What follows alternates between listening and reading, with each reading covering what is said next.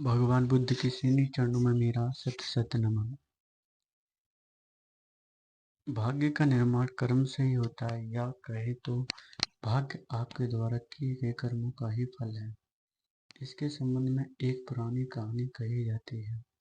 कहते हैं कि एक बार नारद मुनि ने ब्रह्मा जी से पूछा, भगवान, ज्यादातर इस संसार में ऐसा देखा जाता है कि कुछ लोगों को बहुत मेहनत के बाद भी कुछ नहीं मिलता, बल्कि उन्हें उस कार्य के लिए दुख उठाने के उपरांत भी क्षणिक सुख ही मिलता है। और कुछ लोग थोड़े से ही परिश्रम से अपनी मन वांछित वस्तु प्राप्त कर लेते हैं। हे प्रभु, कृपा करके मुझे बताइए कि कौन बड़ा है, कर्म या भाग? ब्रह्मा जी ने कहा, निसंदेह कर्म ही बड़ा है, क्योंकि भाग्य मनुष्य के पहले किए गए कर्मों का ही फल है। और भले ही एक मनुष्य कितना ही भाग्यशाली क्यों न हो, यदि वह कर्म ना करे तो उसे उसका फल प्राप्त नहीं होगा। भाग्य को प्राप्त करने के लिए भी कर्म करना ही पड़ता है, इसलिए कर्म ही महान है। भगवान बुद्ध के कर्म पर आधारित एक कहानी सुनाता हूँ।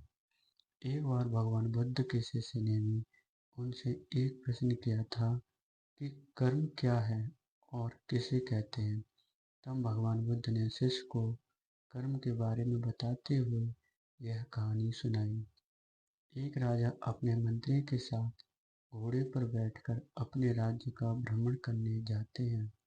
राज्य भ्रमण के दौरान राजा की नज़र एक दुकानदार पर पड़ती है और वह दुकान के पास रुक जाते हैं और दुकानदार को देख मंत्री से कहते हैं कि क्यों मुझे ऐसा लग रहा है कि इस दुकानदार को मैं कल ही फांसी की सजा सुना दूं।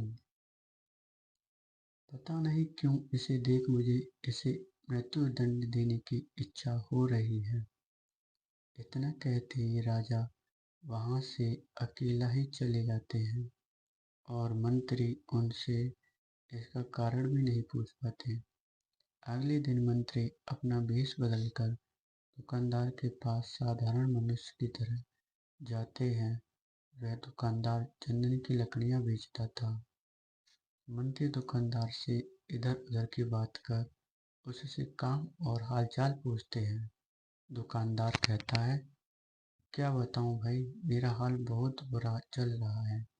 लोग मेरी दुकान पर आते हैं, मेरी चंदन की लकड़ियों को सूंघते हैं, प्रशंसा भी करते हैं, लेकिन खरीदता कोई नहीं है। मैं बस इसी इंतजार में हूँ कि कब हमारे राजा की मृत्यु हो जाए और उनके अंतिम संस्कार के लिए मेरी दुकान से ढेर सारी चंदन की लकड़ियां बिक जाएं। दुकानदार से इतना सुनते ही मंत्री को सारी बातें समझ में आने लगी। वह समझ गए कि आखिर क्यों राजा के मन में इस दुकानदार के प्रति नकारात्मक विचार आए थे। मंत्री ने दुकानदार की बात सुन उससे थोड़ी चंदन की लकड़ियां खरीद ली। लकड़ियों की बिक्री से दुकानदार भी खुश हो गया और तुरंत मंत्री को लकड़ियां दे दी। राजा के पास पहुंचकर मंत्री ने उनसे कहा कि आप जिस दुकानदार को मृत्यु दंड देने की सोच रहे थे, उसने आपके लिए भेंट स्वरूप चंदन की लकड़ियां भेजी हैं। यह सुनते ही राजा खुश हो गए और सोचने लगे कि बेवजह मैं उस बेचारे दुकानदार के बारे में बुरा सोच रहा था। राजा ने मंत्री से चंदन की लकड़ियां लेकर सूंघी, जिससे बहुत ही अच्छी सुगंध आ रही थी। राजा दुकानदार की लकड़ियों से खुश होकर उसके लिए कुछ सोने के सिक्के भिजवाता है। अगले दिन मंत्री दुकानदार के पास जाकर कहते हैं कि ये सिक्के तुम्हें राजा ने भेंट स्वरूप दिए हैं। दुकानदार सोने के सिक्के पाकर खुश हो जाता है और मन में सोचता है कि मैं कितना गलत था जो राजा की मृत्यु के बारे में सोचता था। वह तो कितने दयालु हैं। गौतम बुद्ध कहानी को समाप्त करते हुए शिष्य से कहते हैं, हमारे काम, भावनाएं और विचार ही हमारे कर्म हैं।